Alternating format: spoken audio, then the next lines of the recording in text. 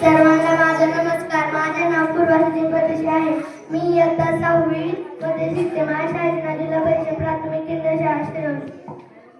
आज डॉक्टर बाबासाहेब आंबेडकर यांच्याविषयी मी थोडीशी माहिती सांगणार आहे. ते तुम्ही शांत चित्ताने ऐकून घ्यावे अशी माझी नम्र विनंती.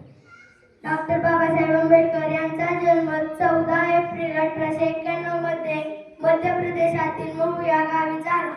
त्यांच्या वडिलांचे नाव रामजी व आईचे नाव भीमाबाई असे होते. भीमराव रामजी आंबेडकर असे त्यांचे पूर्ण नाव होते. डॉक्टर बाबासाहेब आंबेडकर हे लहानपणापासूनच खूप हुशार होते. डॉक्टर बाबासाहेब आंबेडकर इयत्ता 4च्या परीक्षेमध्ये पास झाल्यानंतर त्यांना केळकर गुरुजींनी लिहिलेले भगवान बुद्धाचे चारित्र्य हे पुस्तक वाचण्यात दिले होते. एवढे बोलून मी माझ्या भाषण